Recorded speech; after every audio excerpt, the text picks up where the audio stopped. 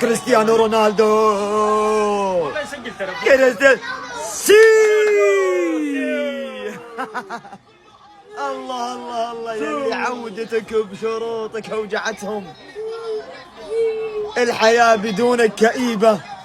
ويلكم باك ويلكم باك ويلكم باك. ادري ان عودتك حراقة بالنسبة لهم. يرجع ويسجل يرجع ويسجل. كريستيانو رونالدو. الله اكبر الله اكبر الله اكبر يا رونالدو. شوف شوف شوف شوف شوف شوف انا ماني.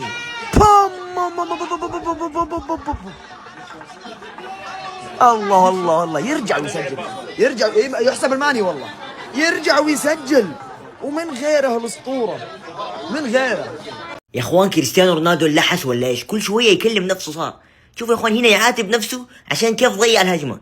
يقول لو انا شتها كذا كان جبتها كذا وسجلت. هل في شخصيه داخل كريستيانو رونالدو ثانيه احنا ما نعرفها؟ شوفوا يا اخوان هذه بدايه المباراه كمان هنا يرجع يكلم نفسه. كريستيانو تكلم مين انت يا كريستيانو؟ والله يا اخوان انا احبك بس هذا مين؟ الف مبروك فوز العالمي. هارد لك الفتح والله هارد لك. كنت اتوقع الفتح يسويها اليوم. قلت جعفر الصليح المعلق مباراة في الحسا خلاص انتهت بس نسيت ان في عمود مهم ما كان موجود. مباراة العصر يا اخي. الفتح فريق غريب. العصر يفوز يحسسك انه يعني ريال مدريد، في الليل يخسر. ليه؟ اللعيبه ينامون بدري يشتغلون فرامكو. غريب غريب غريب. عادي يا اخي عادي. خلهم يقيلون قبل المباراة اذا كذا الوضع. انا ايش جايب ذا اللعيبه ينقبون على نفط الفجر؟ على سهرانين. فريق ما يقدر يلعب بعد 7 خلاص ما يقدر يلعب. اللعبه تنعس. فظيع فظيع فظيع. يلا هارد لك الفتح هارد لك.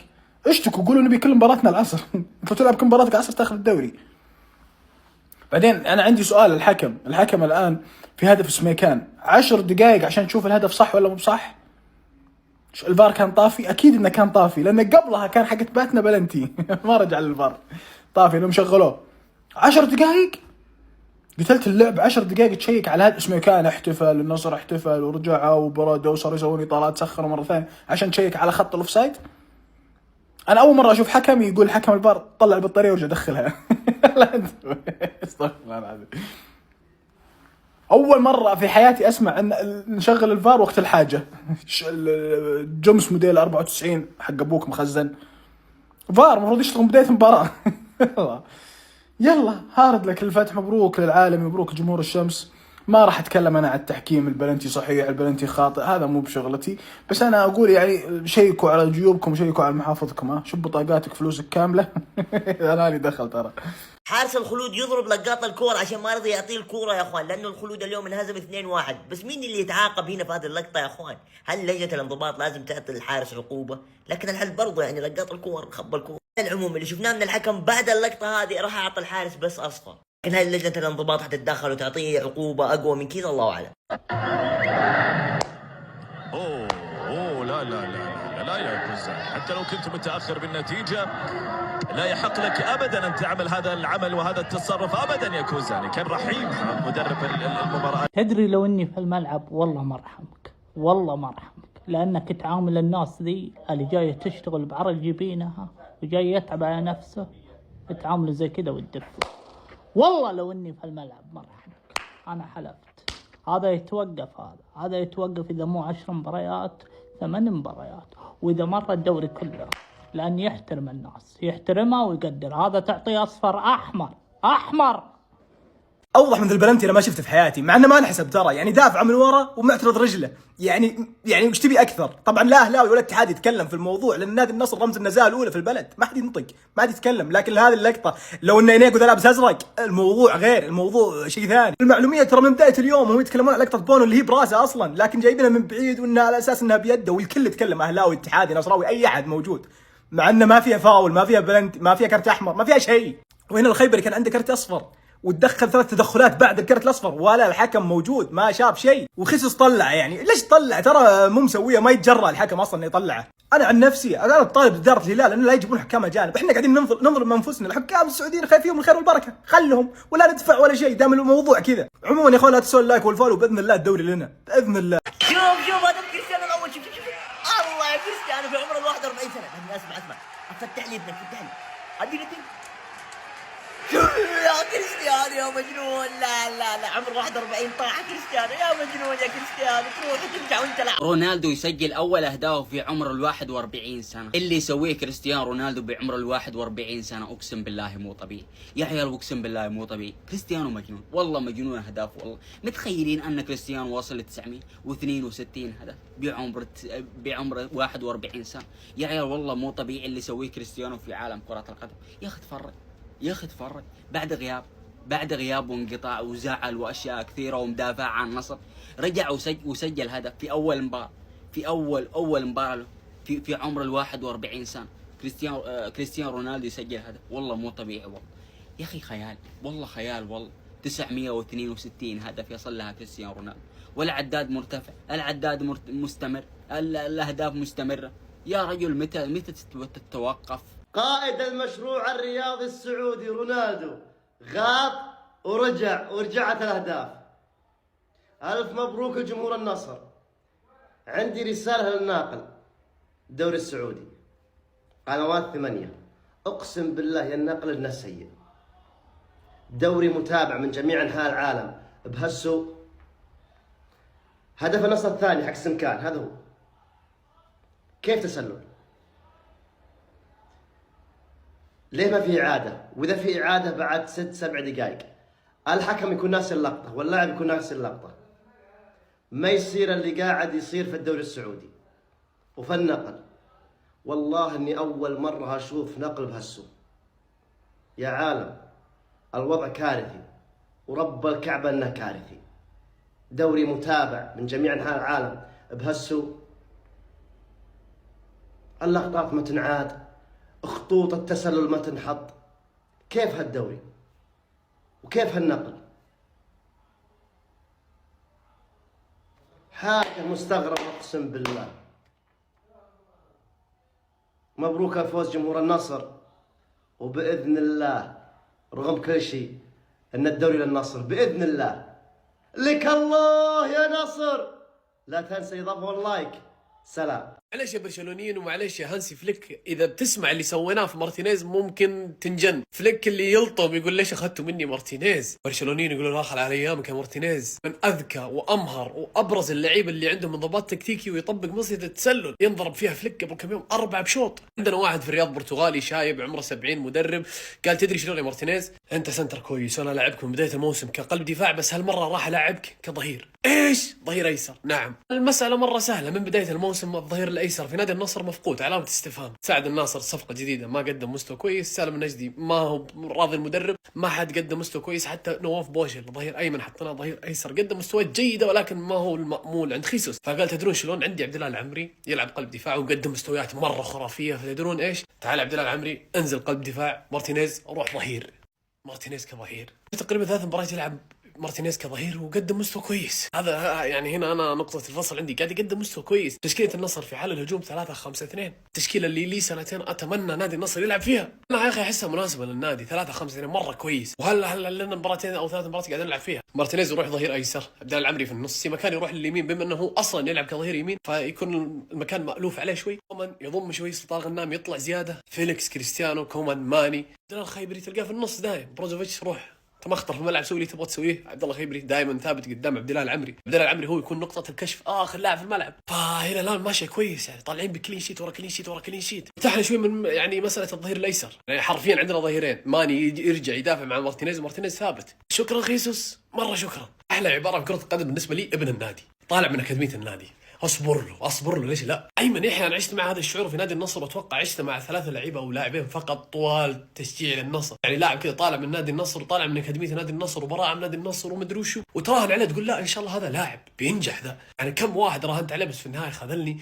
ولكن هذا من بين 3 أو 2. بالنسبه لي سامي النجعي، عمري في حياتي ما شككت في امكانيات سامي النجعي. في مقاطع قديمه كنت اتكلم عن سامي النجعي، ادري انه لعيب بس حظه كان شوي سيء مع الاصابات والحمد لله بيرجع قريب. نواف العقيدي ما اشكك في حبه ولا للنادي، برضه قاعد يقدم مستوى كويس. ايمن يحيى واحد من هذول، شارك كبديل بعد ما كانت مباراه صعبه في الكلاسيكو، اول ما دخل كسبنا بلنتي من مجهوداته، هو اللي كسب البلنتي، سجلنا هدف سهلة المباراة اليوم ضد الفتح 1-0، مباراة مرة صعبة ونحتاج الهدف اللي يهدي، خلينا نلعب راحتنا ونلعب كرتنا. أيمن يحيى دخل بديل بعد دقيقتين، تسديدة باليسارية المعتادة من أيمن يحيى في سقف المرمى، هدف خيالي. استلام طف على طول ما طول، كنتر الكورة شنقها في 90. شعور حلو يا أخي والله، أني قاعد أعيش كذا شعور، فهمتوا البعض من شعور لامين يامال. أحتاج واحد زي كذا في النصر، أحتاج واحد يا أخي ابن النادي، بصبر عليك تسوي جريات، تروح مع مغني اسباني، بصبر عليك، ادري ان انت مستقبلنا، البضاعه. نفس اللقطه اللي مع ريال مدريد سواها اليوم مع النصر. يتغير اشياء كثير في كره القدم، ولكن كريستيانو رونالدو هو الشيء الوحيد المستمر، تسجيل الاهداف شيء مستمر، وعوده كريستيانو اليوم والله على سعادتني، قسم بالله سعادتني. ولما سجل هدف احتفلت كانه هدف ال1000 في نهائي كاس العالم قدام البرازيل او ايطاليا او ايا كان. عوده كريستيانو انا عشتني شوي، كنت فاقد الشغف، مع ان عندي مشاكل كذا مع كريستيانو، احيانا اقول كريستيانو يا اخي اطلع، بعدين اقول لا كريستيانو انا اطلع. لكن الاعتراف انا احب كريستيانو رونالدو، هذا لازم يعني بيننا مشاكل بس الحب موجود. هدف كريستيانو كان مدرسة.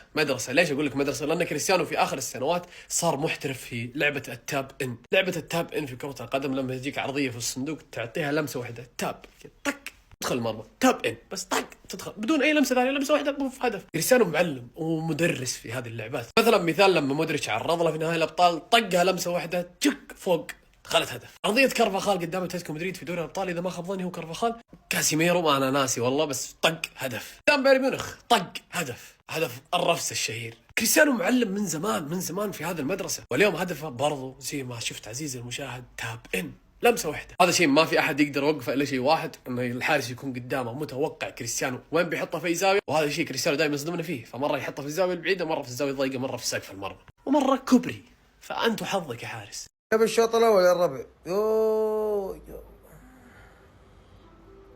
انا ما ارفع ضغطي الا الفرص اللي تضيع. كومان انت والباب وانا مغمض بسجلها الكرة ذيك وانا مغمض هدف، وانا مغمض هدف. لو خليت التخفيق تدخل هدف. كومان ليه يا كومان ليه؟ صار له زمان الأمر ما بان في ليلة عودة كريستيانو رونالدو. صاروخ ماديرا يخطف الأضواء من القط الأسطورة الحقيقية الغير ملمع عبد الله الحمدان، ويسجل هدف من هدفين، يعني هدفه ما له قيمة زي عبد الله الحمدان، ليقود النصر للانتصار على الفتح وتحقيق 3 نقاط ومواصلة مطاردة الهلال على صدارة دوري روشن. أصبح النصر يقبع خلف الهلال بنقطة، ما راح يشم الصدارة طول ما الهلال موجود. على العموم أنا لفلف في تويتر، ما تابعت المباراة، شفت بلنتي للفتح ما انحسب. هننتظر رأي المحللين التحكيميين اللي حيأكدوا نفس قراري إنه بلنتي ما انحسب للفتح. دمتم. الله ألف مبروك لجمهور النصر، مستوى النتيجة تستاهلون، مستوى النتيجة هذا تو راجع كريستيانو على طول هدف. طب اهدى، توك راجع على طول. ترتيب الدوري بعد نهاية مباريات جولة 22، مباريات نار يا حبيبي نار، وترتيب الدوري نار من الأخير. الدوري موسم ذا مشتعل. النصر ينتصر بهدفين لا شيء يا اخوان، عودة الأسطورة وتهدف على طول، ما عنده رونالدو وقت. مباراة كانت صعبة على النصر، لو تيجي تشوف الفتح كم مرة هدد مرمى النصر، تعرف انه المباراة هذه انتصار مدرب، انتصار شخص يعرف كيف يتعامل مع المباريات. بهذا الانتصار النصر يرجع الفارق بينه وبين الهلال لنقطة، والدوري مولع. المباراة القادمة الاتحاد والهلال معركة.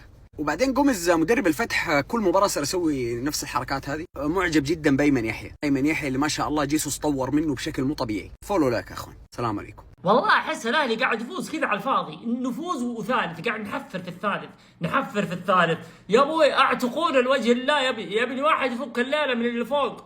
فكوا الليله، الله يفكها عليكم يا شيخ. فكوا خلينا نطلع شويه. يلا ننتظر الاسبوع الجاي، كل اسبوع زي كذا نفوز، يفوزون. متى نفوز يخسرون؟ متى تصير؟ يا جاري الاسبوع الجاي حب لا تنسى بالله، عندنا الموضوع مع حق المركز الاول. اخر 6 مباريات للنصر، تخيل معي انها كلها فوز. لا وشوف الصدمه، 6 كلين شيت يا راجل، والله رقم مو هين. 6 مباريات تلعب ما حد سجل فيك ولا هدف. بتقولوا انه لعب مع فرق ضعيفه، لا والله يا جماعه، لعب مع الفتح، لعب مع الخلود، لعب مع التعاون، لعب مع الاتحاد، وغير المباراة الآسيوية اللي مع ايش اسمه، والله اسمه مرة صعب، أركاداق حاجة زي كذا يعني، تقولها 3 مرات تجيك شد عضلي في حواجبك. بس لا، انا اللي ملاحظ انه منظومة جيسوس تطورت دفاعيا، ما عاد تحس الشايب هذاك العنيد اللي متمسك بافكاره، لا تحس قاعد ياخذ ويعطي مع الناس دحين، مو متحجر بافكاره زي اول.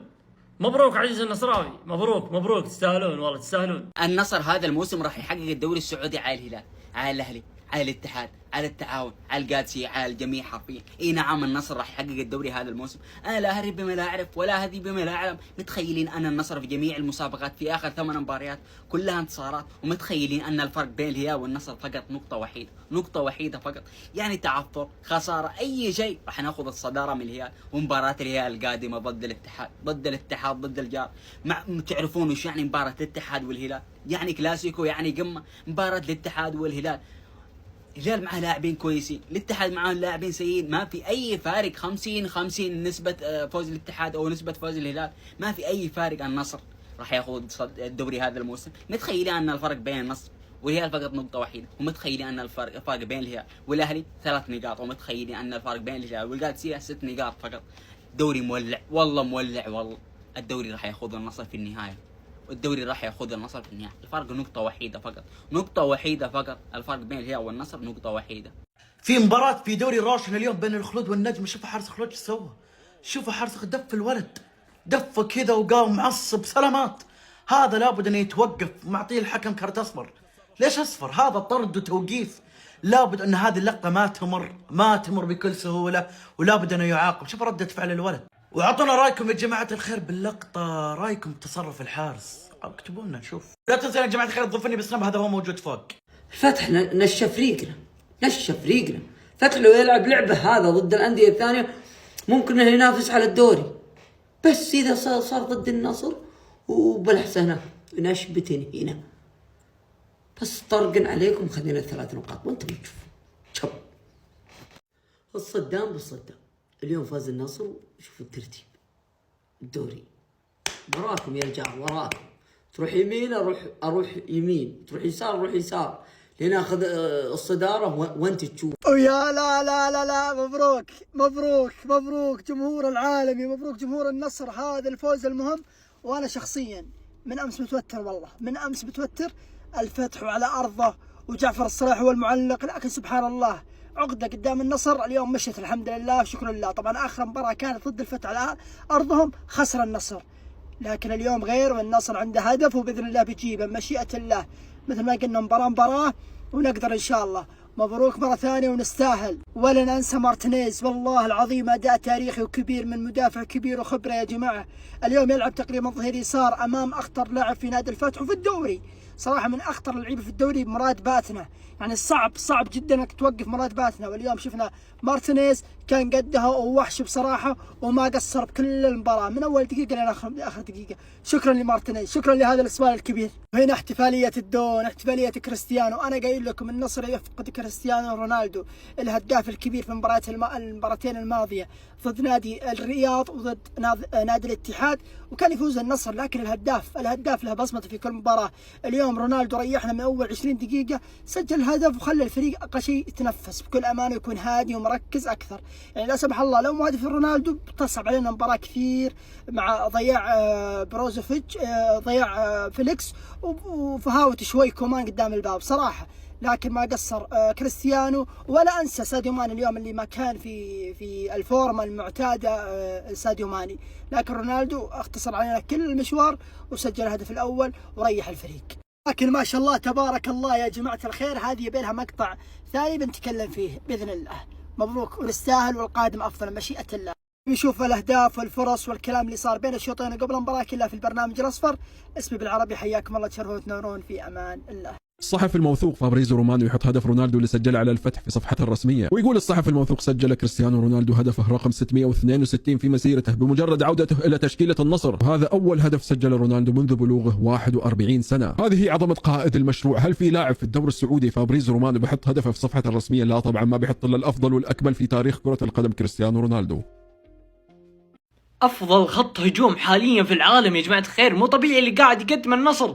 عودة رونالدو اليوم كما عودة الحياة، اقسم بالله منور يا الدون. وهذا ترتيب الدوري حاليا بعد مباراة النصر. عطنا توقعاتك من هو بطل الدوري لهذا العام، ولا تنسى اللايك والفولو على دربك.